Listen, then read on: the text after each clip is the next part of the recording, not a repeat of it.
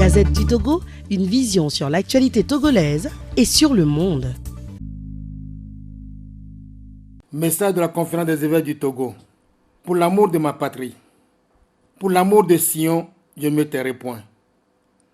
Pour l'amour de Jérusalem, je ne prendrai point de repos, jusqu'à ce que son salut paraisse comme l'aurore et sa délivrance comme un flambeau qui s'allume. Isaïe 62, verset 1er. Chers fils et filles du Togo, au moment où le prophète Isaïe prononçait ces paroles pleines de compassion pour son peuple et d'espérance en Dieu, ses frères et sœurs traversaient une crise qui semblait insurmontable. Soumis à une éprouvante servitude suite à leurs infidélités répétées et à leurs choix politiques hasardeux, ils n'osaient plus rêver d'un lendemain meilleur, car tout semblait définitivement perdu. Mais Isaïe, faisant fi du silence qui lui était imposé, éleva la voix pour annoncer l'espérance en appelant tout le peuple à prendre conscience de ses égarements et de ses responsabilités en vue d'opérer la conversion salutaire. Réunis dans la prière et l'écoute de la parole de Dieu pour sa 3e session ordinaire de l'année 2018, la conférence des évêques du Togo s'est laissée interpeller par cette déclaration du prophète Isaïe face aux menaces qui pèsent sur notre avenir commun. Les évêques, citoyens togolais, vos pasteurs, ne peuvent se résigner à garder le silence à l'heure où de nombreux signaux indiquent des dangers imminents pour notre nation. De fait, alors que se rapproche la date des élections législatives convoquées par le gouvernement, la tension ne cesse de monter et nous redoutons le pire si rien n'est fait à temps pour désamorcer la situation et apaiser le climat. À juste raison, beaucoup de citoyens s'interrogent sur l'avenir de notre pays face à la radicalisation des positions des différents acteurs politiques. En effet, le peuple se trouve pris comme entre le marteau et l'enclume de deux groupes antagonistes, le pouvoir et l'opposition, qui l'utilisent parfois inconsciemment ou à dessein comme bouclier humain. Les uns et les autres s'en servent comme arme de conservation ou de conquête du pouvoir à travers les marches de soutien et les manifestations de contestation, souvent réprimées dans le sang. Jusqu'à quand va durer ce cycle infernal de violence? Non, notre pays, lors de l'humanité, ne mérite pas cela. Aucun Togolais n'est fier de ce spectacle désolant que nous imposent continuellement les acteurs politiques de notre pays. Depuis des décennies, la lutte pour la liberté, la démocratie, l'alternance politique, ainsi que les processus de réconciliation dans notre pays n'ont jamais abouti à cause de la mauvaise foi des acteurs politiques, plus soucieux de leurs intérêts personnels que du bien commun. Les mêmes causes produisant les mêmes effets, l'espoir suscité par l'implication de la CEDEAO dans la résolution de la crise qui secoue le pays depuis plus d'1 an, à travers la désignation des facilitateurs, cède lentement le pas à la désillusion et à la déception. Le désespoir, une fois encore, s'est emparé du pays.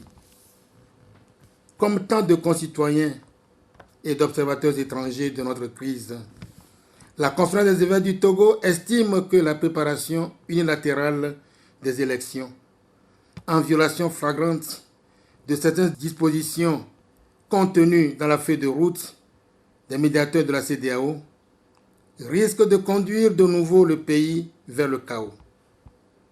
Il est en effet évident que la tenue des élections sans la réforme qui s'impose ne résoudra pas le problème togolais.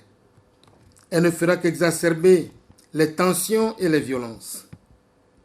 Nous appelons donc tous les acteurs et tous les protagonistes de la crise sociopolitique de notre pays à la raison, à un sursaut patriotique, à l'amour, à la prise de conscience de la valeur inestimable et sacrée de chaque vie humaine.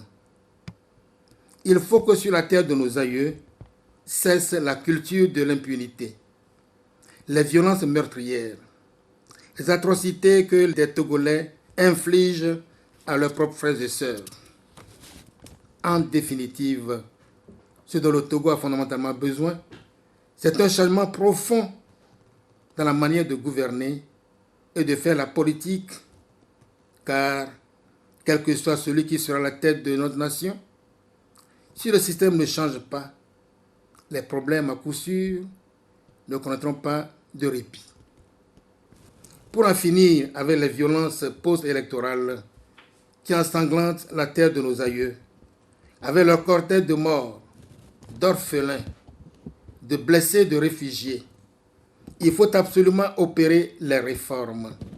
En effet, tous les observateurs de la vie politique togolaise se demandent pourquoi les réformes constitutionnelles et institutionnelles réclamées par l'opposition, promises par le gouvernement et recommandées par le facilitateur de la CEDEAO tardent à se faire. Il en est de même pour la révision du cadre électoral, notamment celle du fichier électoral et du découpage électoral. Tout cela est indispensable pour des élections vraiment équitables et conformes aux standards internationaux. Sinon, elles provoqueraient de nouvelles contestations et violences qui enfonceront davantage le pays dans la misère et le désarroi. Épargnons notre pays de ces souffrances inutiles. L'Église, fidèle à sa vocation et à sa mission prophétique d'encourager le bien, d'exhorter à opérer des choix porteurs d'espérance, mais aussi de dénoncer, de condamner, d'avertir et d'annoncer, ne peut pas se taire face à ces manquements aux principes élémentaires de tout état de droit et de tout processus de démocratisation. Voilà pourquoi la conférence des évêques du Togo n'a cessé et ne cessera de tirer la sonnette d'alarme sur la gravité des maux infligés aux concitoyens par leurs propres frères et sœurs, faisant de nous la risée de nos voisins et de notre pays une république atypique dont le mode de fonctionnement des institutions frise parfois le ridicule. Vos évêques prennent donc encore la parole pour en appeler à la conscience et à la raison des uns des autres, à l'arrêt de tout calcul politicien et de toute violence, d'où qu'ils viennent, au respect des engagements et de la parole donnée, des libertés, des règles démocratiques, à la mise en œuvre des réformes constitutionnelles, institutionnelles et électorales, seules susceptibles de garantir des élections libres, transparentes et crédibles, gage d'une paix durable.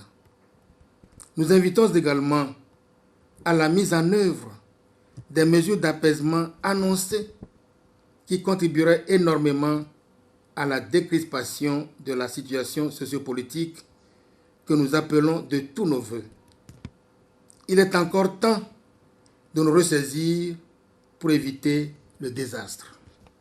En terminant ce message, nous évoquons de nouveau le prophète Isaïe, dont le vibrant appel a suscité le nôtre. L'histoire lui a donné raison. Le peuple d'alors a retrouvé son espérance après avoir traversé les affres de l'esclavage qu'il aurait pu éviter en accueillant humblement la parole de son prophète. En cette veille du temps de l'Avent, prenons résolument la décision de nous engager sur le chemin de la paix et laissons résonner dans nos cœurs ces paroles pleines d'espérance. Alors les nations verront ta justice et tous les rois ta gloire. Alors on t'appellera d'un nouveau nom que la boue du Seigneur dictera. Tu seras une couronne de splendeur dans la main du Seigneur, un diadème royal dans la main de ton Dieu. La réalisation de cette annonce prophétique est aussi possible pour notre pays. Il suffit de le vouloir sincèrement et de s'engager avec détermination dans la voie du redressement de notre société. Que Dieu nous éclaire et nous guide, que sa paix s'établisse dans nos cœurs pour se répandre sur notre pays. Fait à Néo le 15 novembre 2018 à la mémoire de Saint Albert le Grand. Monseigneur Benoît Alornou, évêque de Palimé, président de la CET, Monseigneur Denis Amouzou Diakpa, archevêque de Lomé, vice-président de la CET, Monseigneur Isaac Jacques Gaglo, évêque d'Anéo, Monseigneur Nicodème Bariga Bénissan, évêque d'Atakpamé, Monseigneur Jacques Longa, évêque de Kara, Monseigneur Célestin Marie Gawa, évêque de Sokone, Monseigneur Dominique Guibil, évêque de Dapaon, Monseigneur Philippe Podro, archevêque émérite de Lomé, Monseigneur Jacques Agnilunda, évêque émérite de Dapaon, Monseigneur Ambroise Joliba, évêque émérite de Sokone, ont signé. La Gazette du Togo, une vision sur l'actualité togolaise et sur le monde. Rejoignez-nous sur le www.lagazettedutogo.com ou sur nos comptes Facebook, Twitter et YouTube. Pour tout contact, écrivez à contact@lagazettedutogo.com ou appelez le 92 80 88 53. La Gazette du Togo, c'est l'information en continu.